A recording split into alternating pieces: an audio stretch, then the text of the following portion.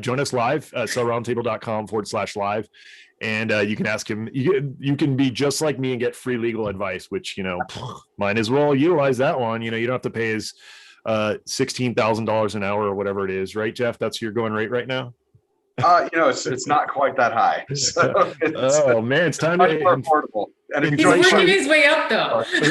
Inflation is rising. So it's time to raise prices. You haven't hit four digits yet, put it that way. Okay. All right. Fair enough. So all righty. So let's get started here. I gotta make my screen perfect, otherwise it drives me insane in the membrane. All right. All right, there's that, and there's that. All right, we're ready.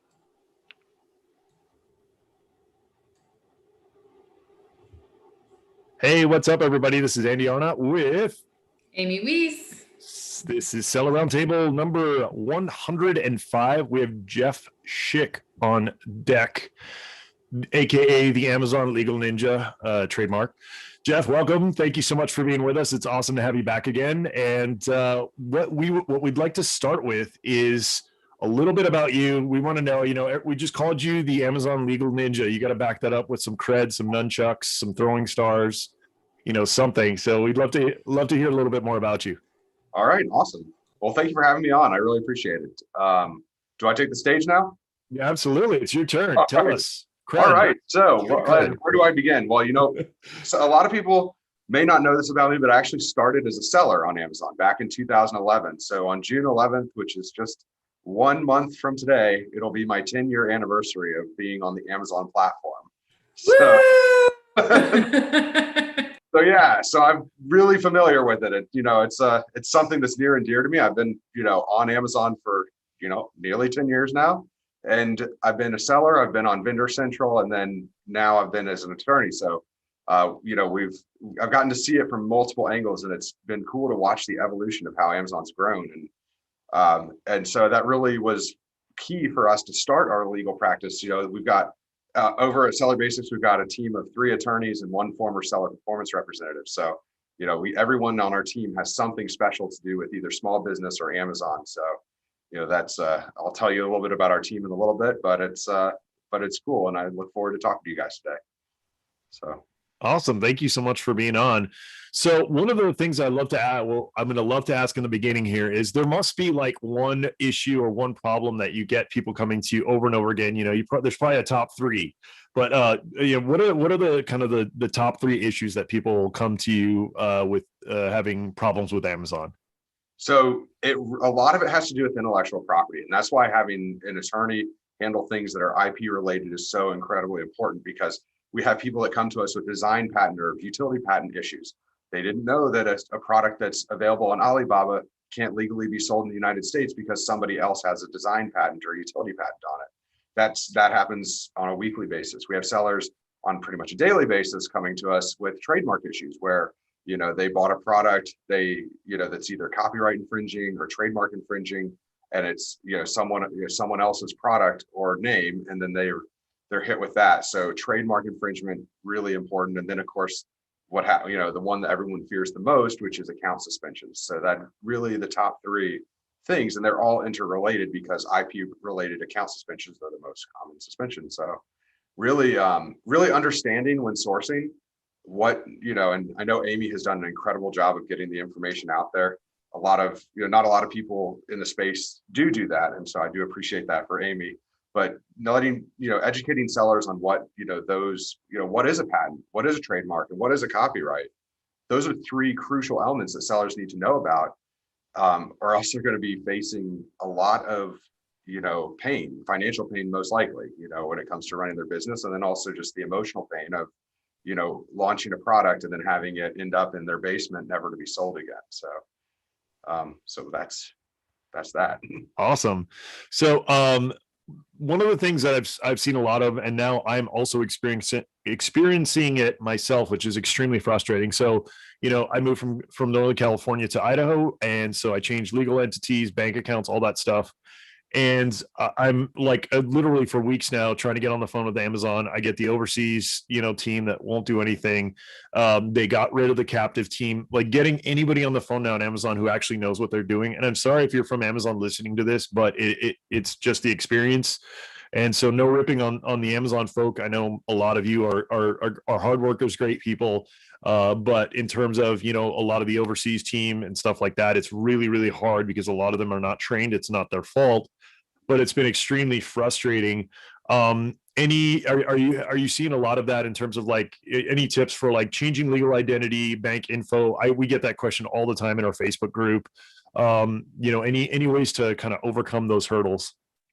Well, a lot of that can be done self-service. So reaching out to Amazon seller support is kind of the first step down a really painful ending, because they're just going to tell you, like, they're either going to tell you that they've done it and they really haven't, or they're going to tell you information that may or may not be accurate, or they're just going to send you the step-by-step instructions. And then if you don't follow them, then sellers assume that it's been done and then it really hasn't. So it's really crucial that sellers realize the place of seller support and don't reach out to them for things that they are not trained or even able to help you with.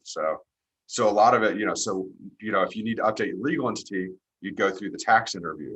Now that may trigger an account verification. So before you ever hit that update tax information button, you want to make sure you have your ducks in a row in case they come asking. So that means utility bills, proof of residential address, address, business address, all that stuff. You want to have it ready to go, because the last thing you want to be doing is, thinking you've got it, pushing the button, updating everything, and then getting that verification email from Amazon, and then realizing that it was, oh, that utility bill is for an apartment I had 2 years ago, and I never realized that I never disconnected electric service. And that's a whole nother issue that people find out about and have to deal with. But, that's, so there's that. I say, just doing your due diligence, but not relying on anything Amazon tells you, because nothing they say can be used to help you, but anything they say can be used, that you say, can be used against you. So that's yeah, it's frustrating too, because I had made sure all my ducks in a row, went through the tax interview, updated my bank account. To this day, I'm still getting the kickback of the thing saying I need to verify my account. I've called 3 times and it's still not resolved. And I'm just like, this is why, I hate to do it, but I'm a realist when it comes to, I'm not one of those people who's going to tell you Amazon's all rosy, because I want everybody to know the frustrations. I mean, that's why honestly, every day I'm less bullish on Amazon, because they are now catering to the big brands that have the legal teams, and the huge teams, the Thrashios of the world that have all these connections where they can pencil whip stuff, and then the small mom and pop people are really hurting. So that's a little bit of a frustration.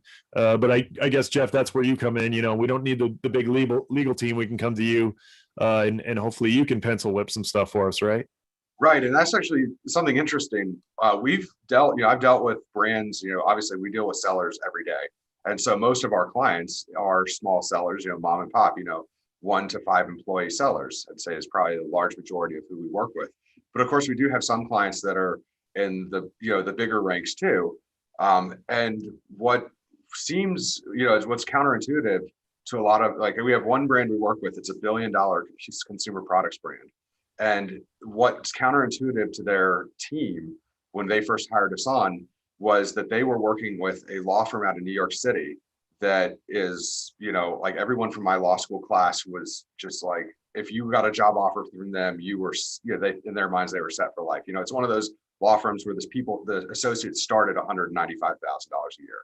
And so, they're paying, they're charging probably $1,000 an hour for legal fees about Amazon, and they don't even know what they're talking about when it comes to Amazon. And so, a great example is our client, $1 billion company, can easily afford, this bill. But what happened is their product got recalled, and it was recalled in July. This is in 2018. And so it was recalled in July of 2018.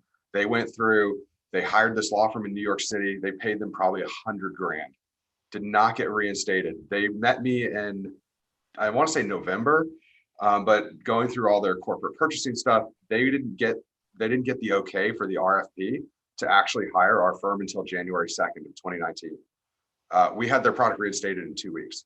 They paid us a total of $4,800, and they'd paid the other lawyer like 20 times more than what they paid us, because they were really upset that they paid this other lawyer all this money, and all the guy kept doing was sending Amazon letters saying, we're going to sue you, we're going to sue you, not even thinking about the arbitration clause, which makes that impossible. So of course Amazon was just filing those away as soon as they came in. Then, you know, their response to we're going to sue you is, okay, then sue us. Like, they really don't care, you know, like Right. that's Right. You sign the terms of service as soon as that product went up on Amazon. That pretty much protects Amazon, you know, most of the protections on their side. That's a good point though, because I get clients that come to me who have worked with these major, mostly marketing companies, who are like, oh yeah, we do Amazon and the stuff they charge, you know, I'm not going to drop any names, but some major companies that are even in the Amazon space that I look at this stuff and I'm like, wow, like, some of these big companies are just so clueless because they don't feel like they need to know it, right? So if you don't know, if you're hiring somebody as an expert and you don't even know like how to judge that work, like it's impossible for them to know. So that's a really interesting point. I see that a lot in the Amazon space, which is pretty interesting. But it is great that, you know, people have access to somebody like you who is an expert in terms of, you know, it's one thing to say like, oh yeah, you know, I sold on Amazon. You're like, oh really? Like for how long? Oh, like 6 months. And you know, they got like a fidget spinner, or they caught some wave that they like sold for a little bit. Now they're like the expert, right? And it's funny because I've sold about the same amount of time as you, Jeff. I think I got into it right around the same time, 2011, 12. Yeah, so I've been in the game for a really long time too, and there's ebbs and flows, and you know, joyous times and just, you know, wrenching your teeth time, which I'm sure you experienced a lot of as well. right. But it's good to be in those trenches. I mean, I still have my account open. I'm probably going to sell it off or just, you know, I've been pairing off SKUs like crazy. But I want to stay in the Amazon game just so that I know the frustrations and, you know, what's going on there, because I feel like if you're like a master chef and you're not cooking anymore, guess what? You're not going to be a master chef anymore, right? Like you have to be in the kitchen cooking and getting your hand burned on the pot to like stay in the game, right? So I love that. I love that you've seen so many things. So if somebody comes to you, you've already seen these issues before, where a lot of, like you said, these major law firms probably don't even know what half these people are talking about, like a GTINX exemption. What is that? Oh, like, They don't even know what an F SKU is. Exactly. Like, you know, a lot of them. Exactly. So that's super interesting. So I told you I was going to ask some selfish questions today. So if you don't know, rebatejet.com is one of our software platforms. We do rebates, discounts, also some other really neat stuff that are in the works. But, you know, we always keep seeing people saying like, oh, if you use rebates, you're going to get your account banned. You know, you're going to get in big trouble. You know, I heard the same thing back when launches, you know, were before they were against terms of service, you know. So I would love to get your feedback on rebates. You know, if you think that rebates are an acceptable thing to do when launching a new product, when trying to, you know, get some more sales on a stale product, you know, in your view, are they within terms of service? Have you seen, you know, if you've seen anybody get in trouble for those rebates, what did they get in trouble for? I would love to get the feedback on that. So I don't think there's anything inherently wrong with rebates. It's really no different than going to Publix or HEB and buying, you know, Coca-Cola and then, you know, sending in the bottle caps for a rebate. You know, there's nothing wrong with that. Where I see people usually get in trouble when it comes to any sort of launch strategy is I think they're called, it's not, I mean, I know what a mini chat flow is. It's a mini chat flow that's connected to like a special URL that sends somebody back to the review your product page for that specific order. Amy, do you know what I'm talking about? Do you know what that's called? That it's like the follow-up. It's the follow-up flow, and then also the search, find, buy. Is that what you're talking about? Like search, find, buy, and then it's not the search, find, buy, but it's the flow. It's when you click the button within the mini chat to take you directly to where you go to review. Right. So I can't remember. I think it might be called a super URL, but I'm not sure. So super URL is still on the launch side, but yeah, I mean, correct me if I'm wrong, if you've heard anything different, Amy, but from what I know, it's just it's a follow-up review message that sort of implies that they're supposed to leave a review. The wording isn't like, you know, it's your option. It's like, hey, time to leave a review, you know, like where it's misleading. So is that kind of what you're? Exactly. Well, so any sort of like, when you send somebody back to Amazon like that is where people get in trouble. because when you think about it heuristically, and you know, looking at it from Amazon, they run on heuristics. So what is typical consumer behavior?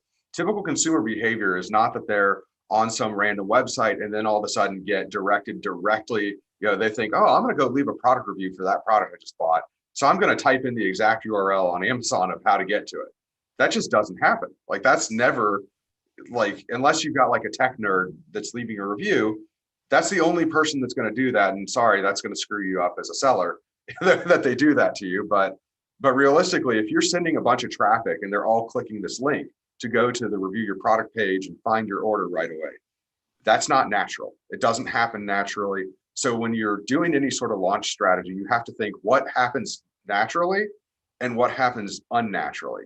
And you want to stay on the side of things that are natural, because if you're choosing unnatural things, that's what Amazon bots are going to flag as, hey, this is a problem here. So that's so I don't think there's anything wrong with rebates. It's just the follow-up afterwards. You have to be careful that you're not doing, you know, those. Yeah, absolutely. So yeah, that's the biggest, one of the biggest misconceptions I see. Number one, you can't offer, so you could, you know, technically you could do up to 100% rebate, but then you cannot offer money on top of that, or not even money, but anything of value. You know, you can't say like, hey, leave us a review and we'll send you something in the mail, or you'll get a free coaching session, or you'll get a free, you know, there cannot be anything of value tacked on top of that rebate. So that's one thing to be really cognizant of. The other thing is 100% rebate. I mean, technically you could do that, but once again, like Jeff was saying, is you have to look at what's natural, right? If Amazon's seen a ton of 100% rebates come through, that might, you know, that might raise a little flag for them. Now, not to say that, you know, if you do a small volume of them, that's, you know, to me, you know, natural looking. You know, there's a lot of massive companies that give away product or that discount products highly in the beginning just to get their name out there, to get known. And like Jeff was saying, a lot of local stores will do that. So once again, I mean, it's a lot of common sense, right, Jeff? Me, you know, being is like, okay, does this seem like I'm gaming the system, right? And if the answer is a question, then, you know, you might want to dig into it a little bit more, or be a little bit more reserved on in terms of how much product you're pushing through those rebates, through those discounts, all those kinds of things. Once again, also, it's natural traffic, right? So when you're launching, you don't want to just do rebates. You want to do ads, you want to do Facebook, you want to do PPC, you want to do all these things. And then Amazon goes, oh, awesome. Like, this guy's sending a ton of free traffic to Amazon. They're buying this product, but then they're adding the diapers, and Amazon loves that. So if you guys do it in a natural way, and when you launch, you know, you think of, you know, what would Amazon do? If you see that you're going to give both, you know, if it's a win-win for both parties, then you're probably going to be okay.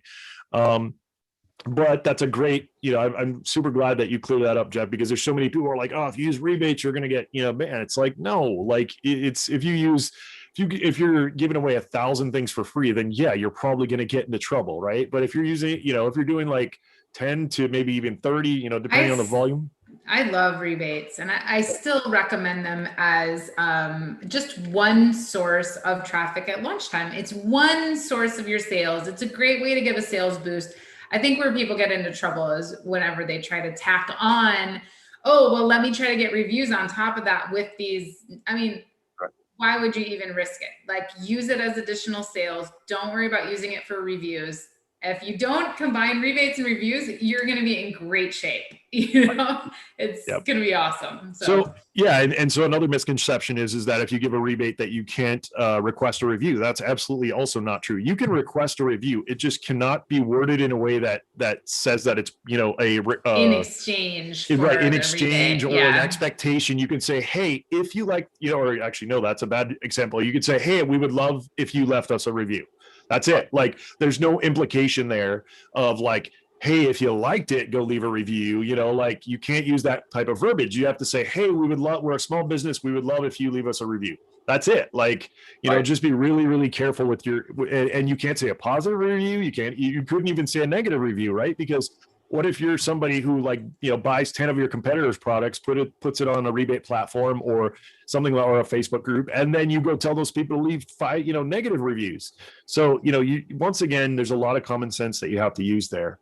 in terms of rebates, discounts, even, when you're hiring somebody to push your product on TikTok or whatever, just make sure that they are well versed on, kind of what you expect and, what to do and not to do.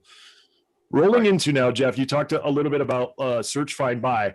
There's also a ton of debate on search, find, buy, whether that is manipulation. I would love your feedback on that because I know my opinion, but I want to hear yours first. So search, find, buy.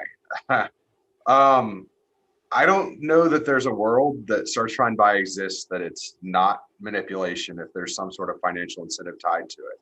So if you're telling somebody to go to Amazon and search for this term and then buy your product, and then you give them a rebate, I think that they have a prima facie case right there for rank manipulation.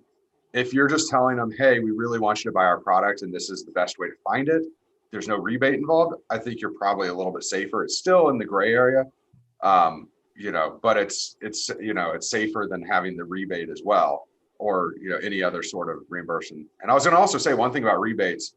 I don't know if rebates yet. Do y'all do it by PayPal or by check? Or is it by check? We've avoided PayPal because there's so much contradictory information there. And not only that, but we want it to be as natural as possible and as above board as possible. To me, once you bring PayPal in, and there's a lot of rebate companies that are doing 5 days and we'll give you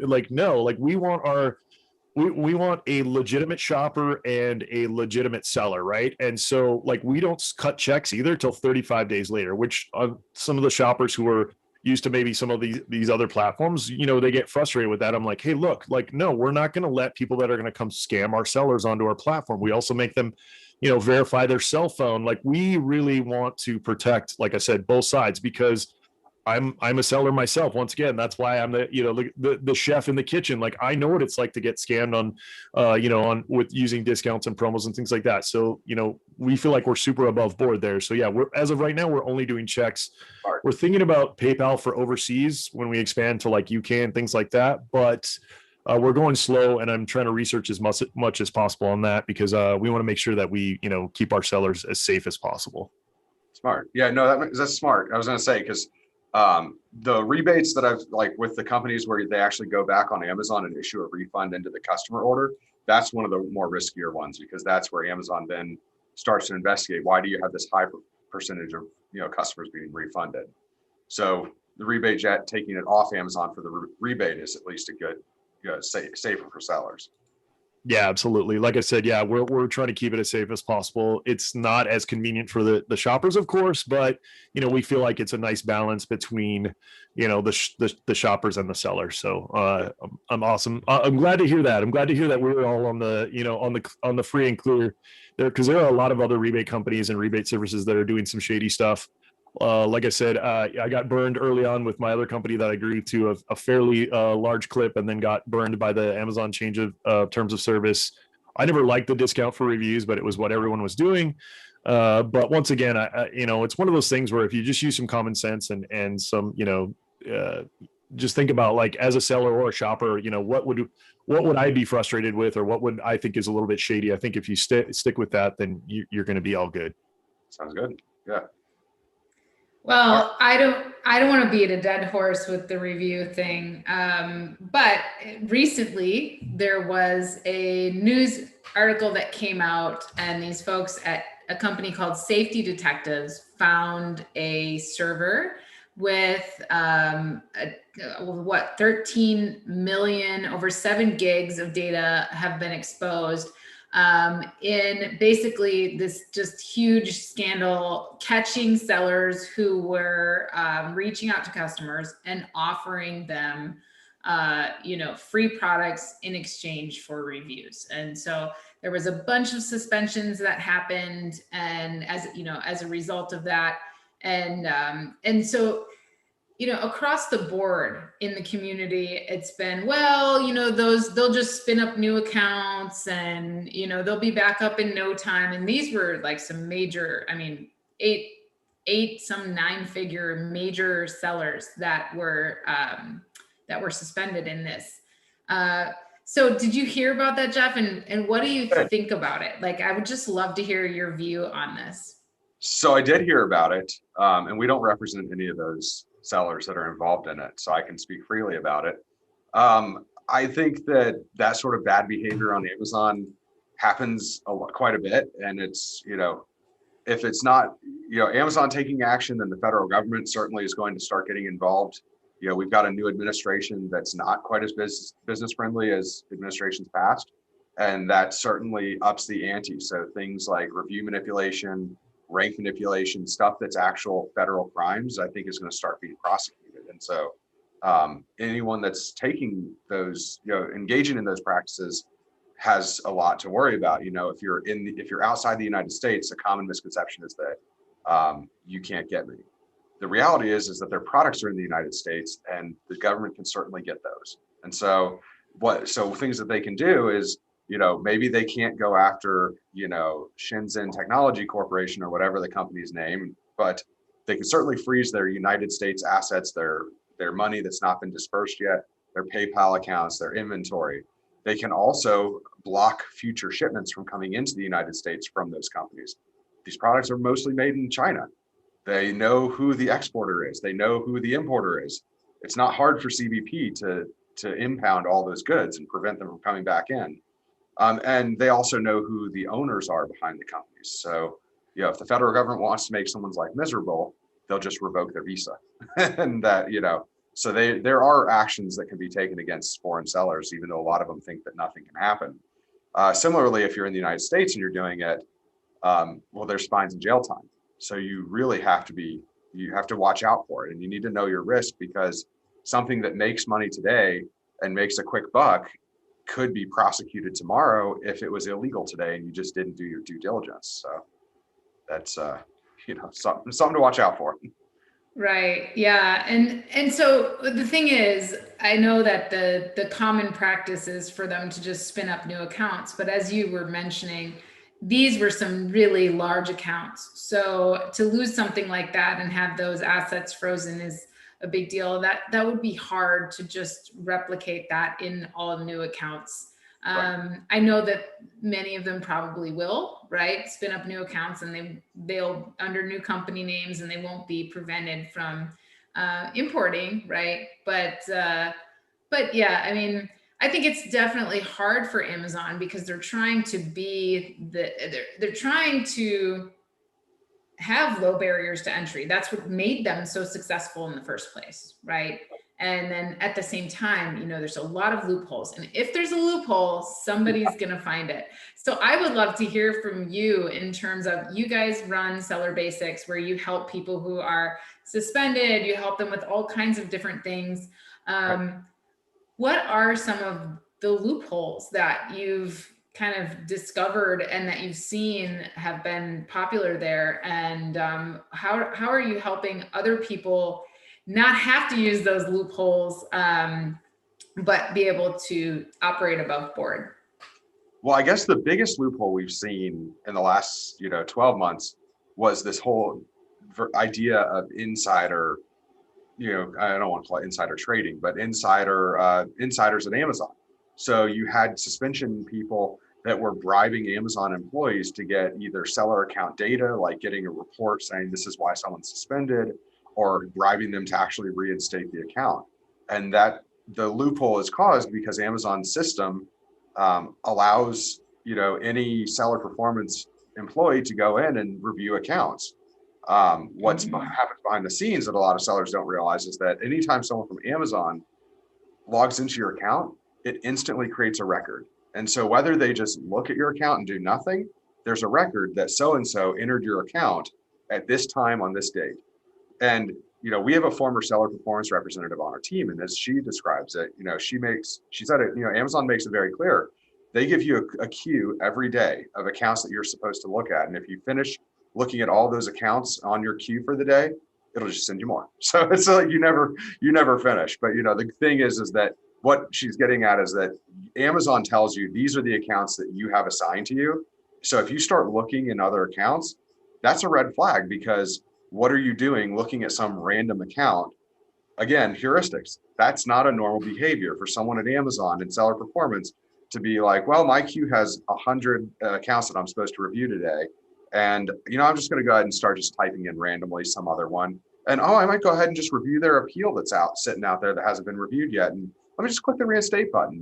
Totally natural, right? No, of course not. That's totally not natural. So that's where people get in trouble. And we have had sellers that did utilize those services that are no longer sellers anymore. And we've had, tried to get their accounts back, and some of them have gotten back and some of them have not. So that's the loopholes that we see people doing. And then what we do is we're totally above board. So we're all licensed attorneys. We all follow the rules. We review the accounts. We write legitimate appeals using, Paul started selling in 2005. Carolina worked at Amazon back in the day and sell in the TRMS when it was called TRMS, transaction risk management services. Now it's called seller performance. We all have an Amazon edge that we bring to the table for what we do. And so we utilize our experience, collectively to what I think is write really good appeals. And so that's how we get sellers back the right way, so that we don't, the only time we reach out to an Amazon insider is if we're sending a letter to one of our attorney contacts at legal, asking them to review the matter and take action. And again, that's not some backdoor, text message. It's a certified letter going to, this attorney at Amazon in their official capacity at 410 North Terry Street in Seattle, Washington. Again, we want that paper trail to be there, that this attorney being involved, there's no favors taking place. He's just doing his job, which is to mitigate risk. So. Got it. I think, that helps people understand the situations where they should hire an attorney, because you're dealing with Amazon attorneys. It's not like you're just contacting seller support, some random person and doing something. And that is what a lot of the reinstatement services that are out there, that's what they're doing, is they're just using the right jargon and sometimes that works. But if you really need the job done, that's the best way to do it, is that way. So let's shift our focus from, the Amazon side and the seller side, from the seller side to the Amazon side. So when we're talking about protecting our products, of course, we can talk about trademarks and patents and all those things, and we'll get to some of those questions. But in terms of the processes that Amazon has in place for protection, one of the programs, we've got transparency, we've got brand registration, we've got the Zero program. Of those programs, what do you recommend? Do you recommend that sellers utilize those programs? Have you seen them to be effective? So I don't recommend Project Zero, mainly just because I see a lot of the ill effects of Project Zero when it gets it wrong, but I recommend transparency to almost every private label seller. I don't see a situation in many cases, I don't see many situations where transparency doesn't make sense. And that's because transparency prevents, people from joining your listing in the first place. And so this whole notion, we have clients of ours that pay for hijacker alerts where they get text messages at 3 a.m. because someone is selling on their listing. And I'm like, or you could just pay for transparency.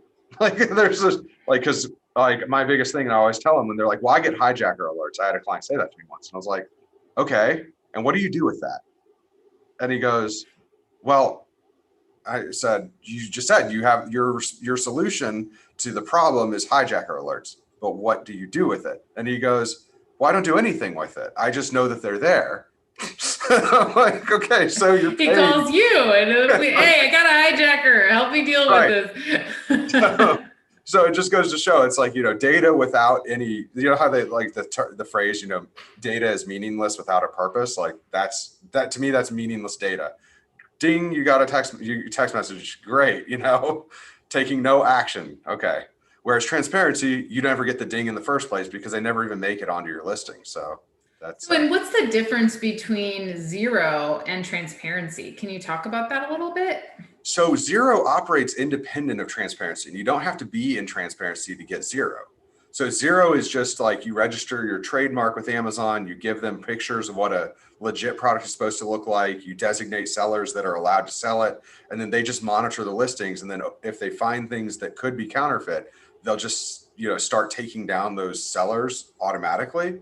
and dropping, them into the IP complaint bucket, which is then. But that could also hurt you too. If another seller submits a picture of a product that looks like yours, but yours is perfectly above board too, then have you seen that happen? Are people getting shut down under zero for no reason?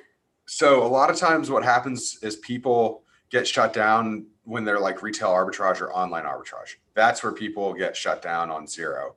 And the reality is that the seller who signed up for zero that caused that person's seller account to be suspended when they were just selling your product, they didn't commit a crime. They didn't sell counterfeits, but zero has false flagged them as selling counterfeits and shut down their entire account. And now you're the one that has to get involved to help as part of that reinstatement. And so it just ends up being more work for the zero enrollee to deal with. Got it. Okay. And then transparency. So we were in transparency for a little while and we actually stopped using it.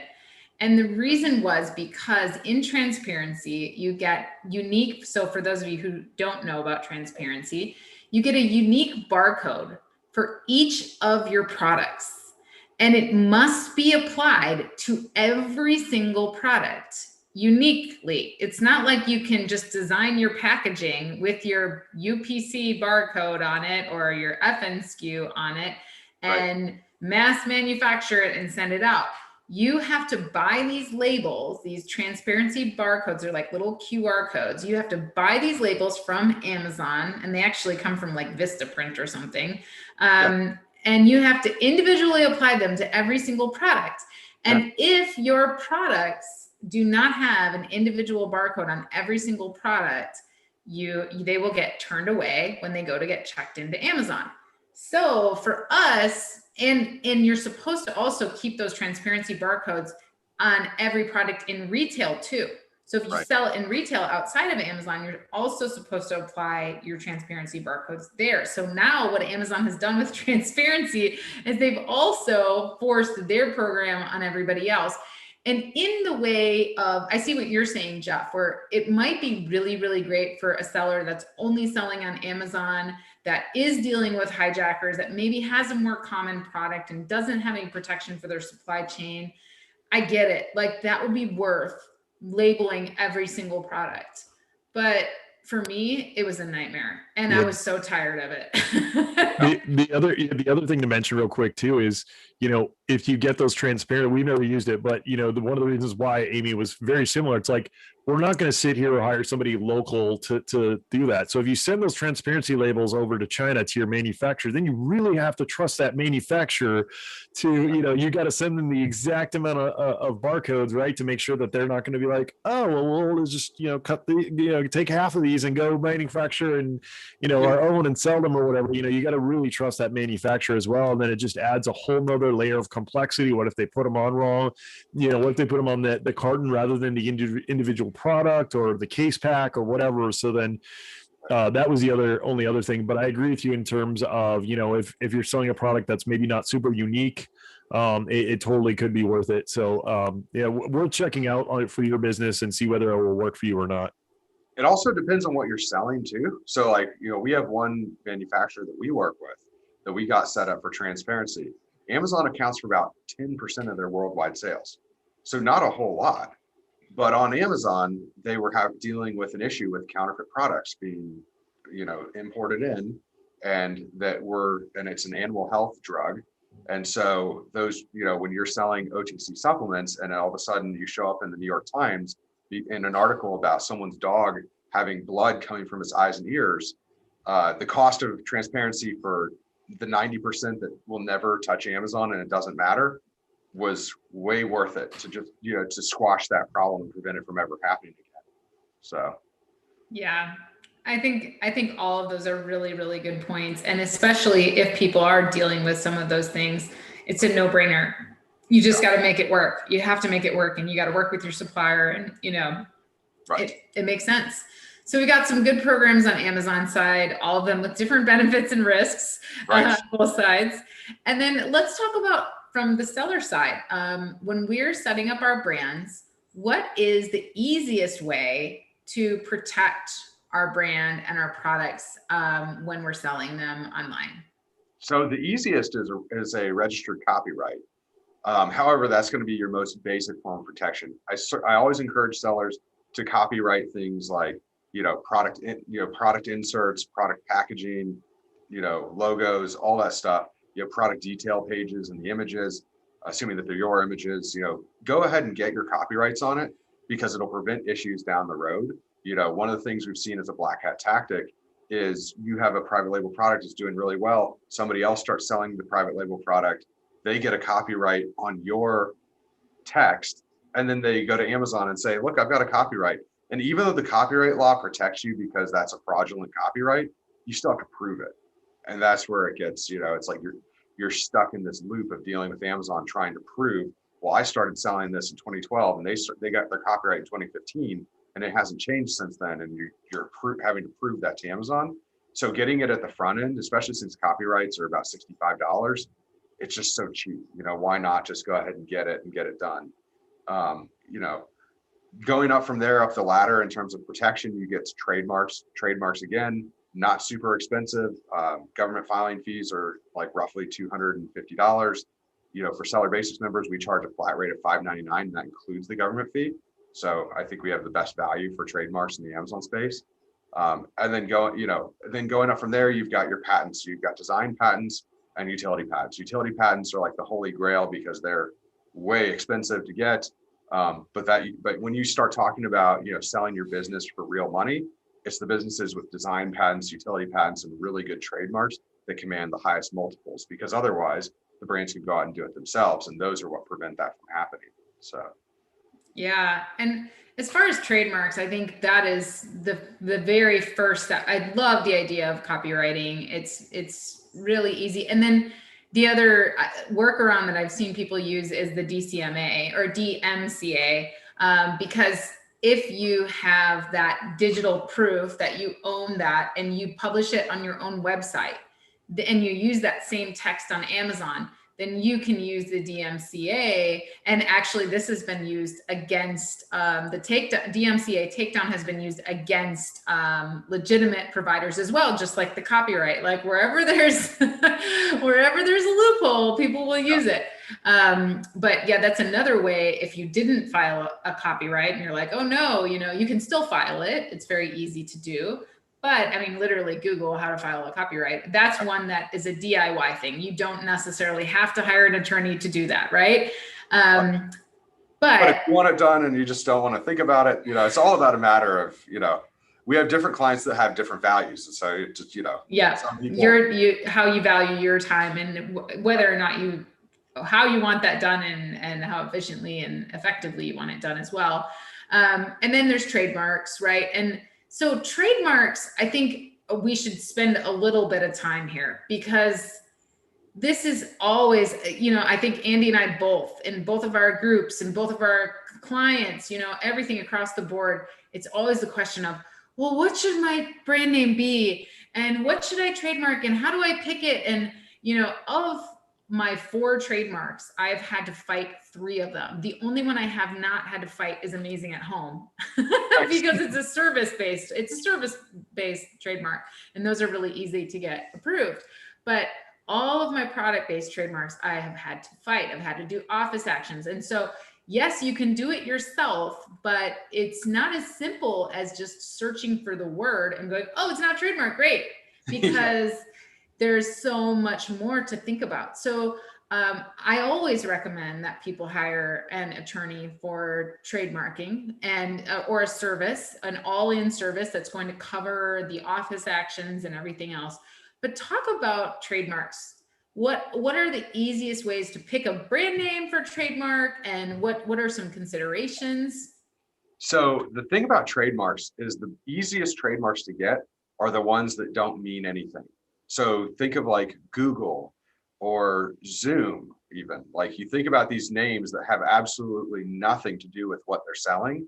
I'm trying to think like other names. I'm just looking around. Nike means nothing, right? Yeah. Like, I mean, yeah, you find some random collection of letters that maybe sounds cool, However, they do check foreign languages, so make sure they don't sound cool and mean something in a foreign language that's related. But you find something that means nothing to what you're selling, and that's going to be your strongest trademark. As you work down the list of trademarks, the more it represents what you're selling. Like, I was selling pet shampoo and my trademark was Pet Shampoo World. Not a very strong trademark. I got it because of length of time selling, so they had to give it to me. So I was over the 5-year mark, but it was very descriptive in terms of being a trademark. So you want it to be original, non-descriptive, not geographically misdescriptive. That's a big one. So, if you're selling a product that's made in China and you're calling it, Swiss made, that's a problem. So don't, so it needs to be, not misdescriptive in any way. And yeah, so, and then you go from there, it's more than just looking and seeing that no one else is using your mark. For instance, we're now advising sellers, if they really want a comprehensive trademark search, you're going to want to search both the United States as well as all the marketplaces that Amazon operates that you think you could go to. Oh, and China too, because if you're making your product there, you probably want a Chinese trademark as well to protect you from what's called trademark hijacking in China. And we'll get to that in a little bit. So yeah, Jeff. Sorry, sorry, I just wanted to add on real quick to that. So Amy and I have talked about this a lot. I know that I've mentioned this a lot. Early on too. Is the best name that you can get is, number one, something that doesn't describe your product, right? Especially if you're new on Amazon, because you could start in the dog category and then pivot to something else, right? So you don't want dog products or magical dog products or something like that. You would want, like Jeff was saying, something that doesn't mean anything, like one of, Movoto, for example, is like a real estate website, right? That's a made up word, but it's short and super easy to remember, right? So to me, the strongest name, if you're just getting into Amazon now and you're not entrenched and already, on a trajectory, something short, something that has the domain name, which a lot of people don't even think about that. They're like, oh, I'm going to go get the trademark. They try to submit the trademark and then look at the domain. It's not available. So short name, domain available, and then also social media aliases. Exactly. Check the aliases. Make sure you don't have somebody out there. That's also great advice. Like, look at all these things before you go down that road. And like I say, I always tell people now, one of the biggest mistakes I made when I started my Amazon business was a category specific name, which, like I said, you don't know where you're going to pivot to. Get it super short, something that's easy to remember, and then go from there. That's just my advice. Anyway, continue. Sorry to interrupt. No, absolutely. Good stuff. Well, I mean, as far as we could go on and we could have a whole session about trademarks, and maybe we should one day. I know we've had other sessions with you, Jeff, where we just talk about this. It's been so good. So what's your advice, Jeff, for those sellers that are just starting out? Because it's kind of a big, scary world right now. All the latest stuff that's been going on. What's your advice for those sellers that are just starting out, building their foundation, their initial brand, getting started selling? What's your advice for them? I mean, I don't want to sound like we're promoting too much, but Seller Basics is a really good investment for a lot of sellers, because we charge $99 a month, and that gives you unlimited consultations with licensed attorneys in the United States. So right now it's myself, Paul, and Katie. In the future, we're going to be adding more attorneys into our network, and you get to talk with whoever, whatever you want to talk about, you'll get routed to the expert that best serves that area. So if it's trademarks, you'll talk to someone that's knowledgeable about IP. If it's LLCs, you'll probably talk to myself or Paul, and that's really where we're trying to build it. So it sounds like a lot for new sellers. We don't have any contract requirement though. And so $99 is, as you know, in the legal world, is very cheap, especially because our consults are 20 to 30 minutes long.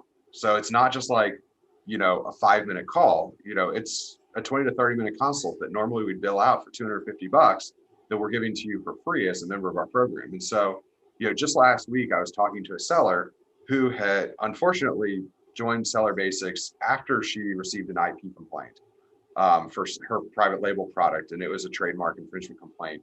And the product was really cool, but it was definitely on the infringing side of things. And so her manufacturer in China never told her, she asked, "Are you sure I can sell this?" And he said, "Oh, of course you can. It's allowed to be sold in China." And didn't say anything about the US.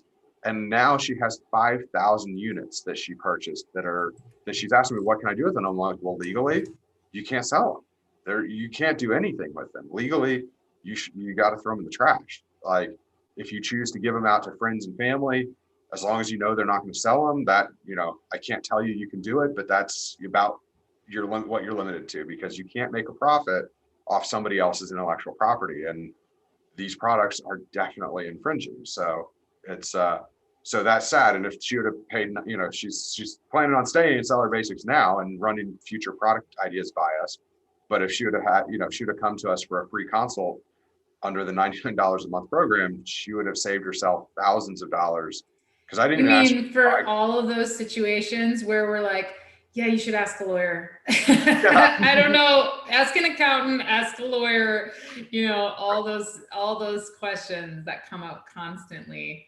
And we're working on bringing an accountant into the team too. So that way, when you need to talk to an accountant, you can talk to the CPA. And when you need to talk to a tax lawyer, you can talk to Paul. And that way, and whether it's you're selling your business or you've got some sort of other question related to law, we pretty much are trying, we're trying to be that full service approach. And I love it. I love the one-stop shop and the laser focus and the niche out in terms of, there's so many people who claim they know Amazon and they don't. So I really love that. I think you guys are going to do awesome. Jeff, one of the things we love to do here is, I love to, since we're always learning, right? So we ABL always be learning. What are some of your favorite podcasts? Any personal development, motivational stuff. Anything that you would like to share with the audience that you're into right now that might give them some benefit. So I'm kind of one of those. That's a terrible question for me, unfortunately, because the two things I do is I read the Wall Street Journal to try to figure out what's going on in the world, because I find it to be a little bit less biased than some of the other sources. And then I just listen to Spotify, music, because right. if I was to listen to podcasts all the time, I'd probably your head would explode. Too much info overload. Right. So yeah, that's why for me, it's I just have to unfortunately, tune out sometimes to what's going on. But there's definitely a lot of really good podcasts in the space, and so I'll leave it at that. It'd be hard to I'd have to start listing everybody I know, and then people might get left out, and it gets a little. It's all good. So what's next? You guys said you're bringing on accountants, and it sounds like you're building the team. Let us know, what's in the future and how people can get a hold of you guys. So some of the big things we've accomplished recently is, we made it now. If you're in Seller Basics and your account gets suspended, you don't, and you've been a member for 60 days, you don't pay any suspension reinstatement fee unless you choose a weekend service or something like that. Because we still offer, if it's 10 p.m. and you want the appeal within 3 hours, that's not free. But otherwise, if you're willing to wait till tomorrow, that's now free. So Seller Basics definitely protects you against the suspensions. That's a big one. Other things that we're rolling out, one of our sellers came to us 2 weeks ago. He goes, I wish I had a service where you guys could look at my product listings and tell me if I was going to get suspended. It's that's a great idea. So now it's instead of charging the fee for reinstating a suspended product listing, which is only $500 for Seller Basics members, which is pretty cheap compared to most people, we made that $350, where we'll actually just look at your listing and say, Amazon could have a problem with this. You could get a trademark infringement for this, and just really proactively preventing issues before they happen. So we're big on, we don't profit off of people's misfortune. We, are there to help offer proactive solutions to keep people from being in misfortunate situations. Love it. Love it. Awesome. Well, Jeff, thank you so much for coming on. It was awesome to have you. I'm glad that I got, everyone's like, I don't believe the rebate thing. I'm like, okay, fine. I have a lawyer now. He says it's cool, guys. Come on. Yeah, exactly. So thank you for that. I really appreciate that. Thank you so much for being on again. We really appreciate it. Everybody who joined us live in the meeting, thank you guys so much. We'd love to have you guys dropping questions and stuff. We really appreciate that. If you haven't done so yet, please rate, review, subscribe on all the major podcast platforms. It really helps us and it gets the word out. And we're going every single week. I'm one of those people I used to check like my Amazon seller profit dashboard. Now I go to my Chartable and my podcast dashboard. I'm like, all right, how are we doing this week? I'm obsessed with that. So I really appreciate that, guys. If you've done that, if not, put it on your very long to-do list. It'll only take you like 5 minutes, but really appreciate that. And once again, join us live every Tuesday, 1 p.m. Pacific time, sellerroundtable.com/live. Thank you guys so much